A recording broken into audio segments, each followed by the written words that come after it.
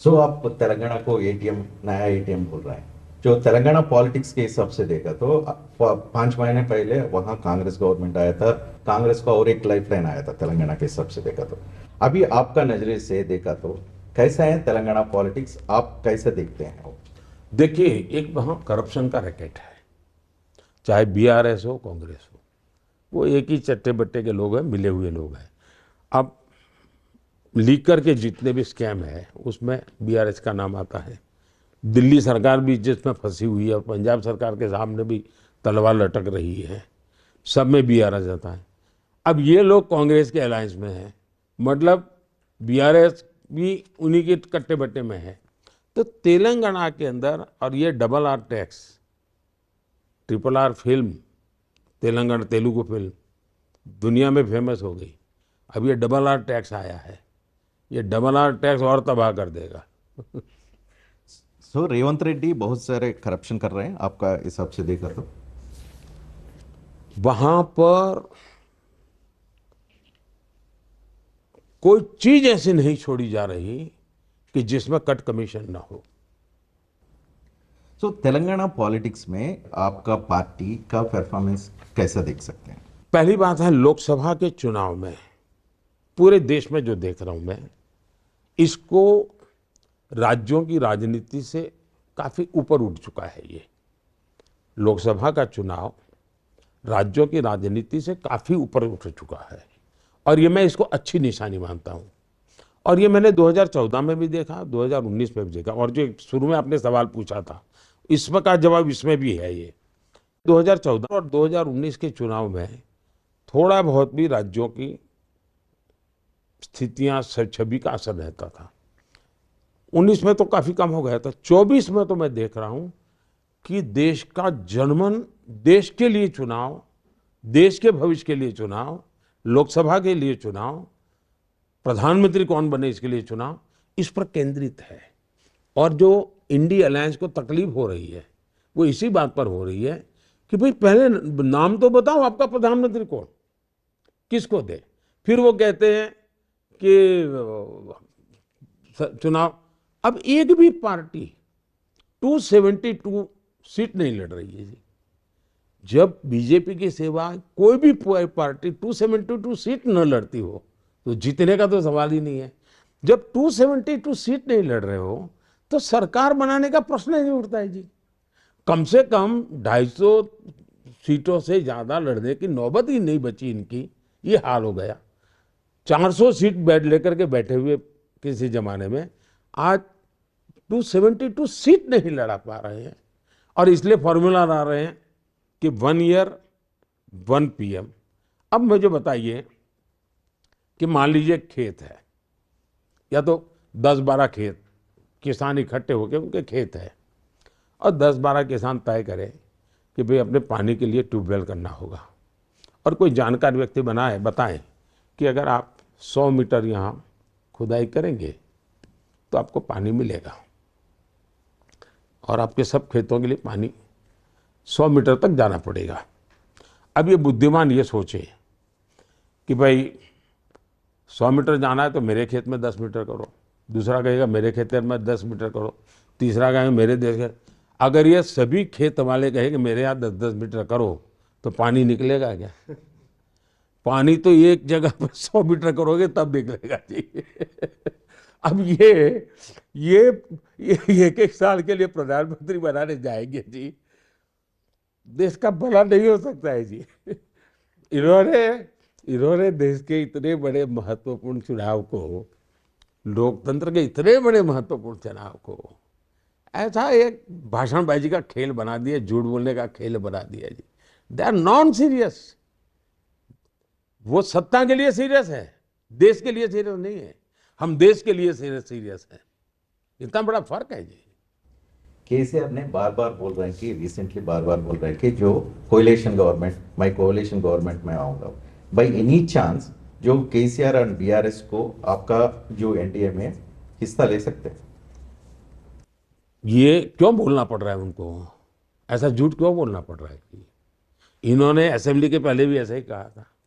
मैंने पब्लिकली वहाँ मीटिंग में कहा था कि हैदराबाद के म्यूनसिपालिटी के चुनाव के बाद स्वयं केसीआर मेरे पास आए थे एनडीए में आने के लिए, और मैंने साफ कहा था कि अब हम ऐसे कॉरपोरेशन में आपके साथ नहीं रह सकते हैं, हम विपक्ष में रहेंगे और हम विपक्ष में चुनाव लड़ेंगे। तो उस दिन ही वो समय फिर उन्होंने तय किया कि बीजेपी को नहीं आने देना है। जो जहीराबाद मीटिंग में आपने बोला था बीआरएस एंड कांग्रेस दोनों मिलके चल रहे हैं। दोनों एक ही चट्टे बट्टे के लोग हैं जी, दोनों गाली बीजेपी को दे रहे हैं, आप देख लीजिए, दोनों बीजेपी को गाली दे रहे हैं जो तेलंगाना और एक दूसरे को कवर कर रहे हो लोग, कवर फायरिंग चल रहा है। जो तेलंगाना का सीएम जो रेवंत रेड्डी आपको बड़े भाई मानते हैं, हैदराबाद मीटिंग में आपको बड़े भाई से पुकारा। अभी जो तेलंगाना का जो आपका छोटा भाई, वो उसका गवर्नमेंट का परफॉर्मेंस के बारे में आपका क्या राय है? देखिए, पहली बात है, अगर करप्शन में मेडल मिलते तो कांग्रेस को गोल्ड मेडल मिलता, तो बीआरएस को सिल्वर मेडल मिलता, लेकिन दोनों को वो रनर अप ही है एक दूसरे के। दूसरी बात है कि उन्होंने अगर मुझे बड़ा भाई कहा तो मैं उनका आभार व्यक्त करता हूँ, लेकिन अगर सचमुच में वो ये बड़ा छोटे का भाव है तो मेरे से कुछ सीखे। ईमानदारी से सरकार चलाई जा सकती है, ईमानदारी से देश की सेवा की जा सकती है। मुझे आज 25 साल हो जाएंगे जी, हेड ऑफ द गवर्नमेंट के नाते इस देश में सबसे लंबे समय तक काम करने का मुझे मौका है। सीएम पीएम, अकेले सीएम के नाते नहीं, लेकिन सीएम पीएम टोटल मिला दें तो इस देश में सबसे लंबे समय तक मुझे सेवा करने का मौका मिला, और एक भी दाग नहीं लगता है। दाग लगाने की कोशिश होना अलग चीज़ है, नहीं लगता है तो सीखो ना भाई।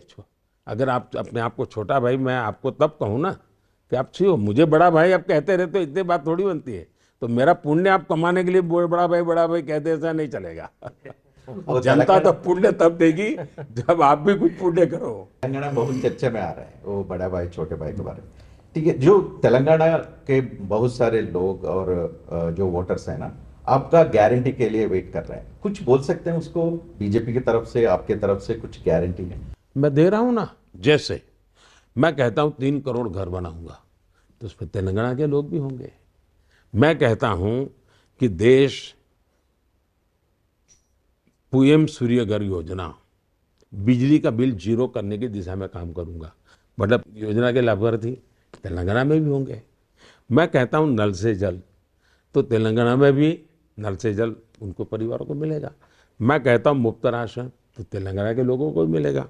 मैं कहता हूं 70 साल से ऊपर के किसी भी व्यक्ति को इलाज की जिम्मेवारी मोदी की, तो तेलंगाना के 70 साल के ऊपर के लोगों को मिलेगा। तो गारंटी सबके लिए है जी। सो वाइब्रेंट स्टेट आंध्र प्रदेश के बारे में एक बार बात करेंगे। आंध्र प्रदेश असेंबली इलेक्शंस में आप गठबंधन किया था चंद्रबाबू नायडू तेलुगुदेशम पार्टी से। जो चंद्रबाबू नायडू तेलुगुदेशम पार्टी 2019 को आपसे छोड़ के बाहर चला गया था, आप क्यों टीडीपी के साथ गठबंधन किया था? इसका फायदा कुछ आ सकते हैं, क्या देखते हैं उसका फायदा? पहली बात है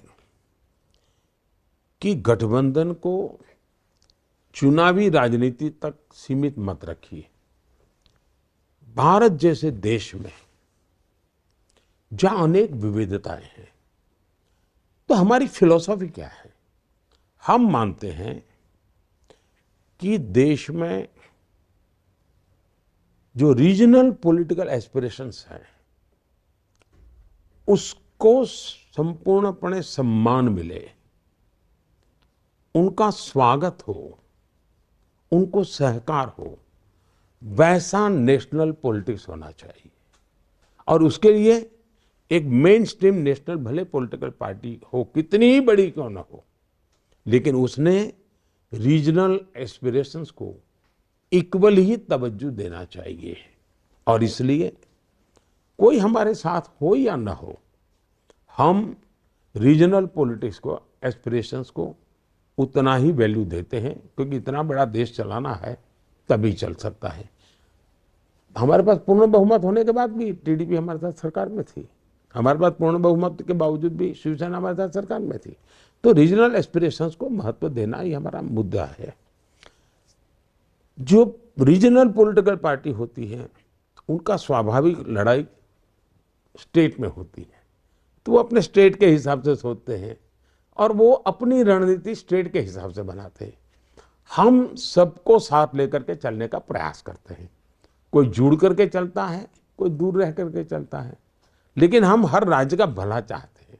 हम कांग्रेस की तरह अहंकार नहीं कर सकते कि हम अकेले चलेंगे।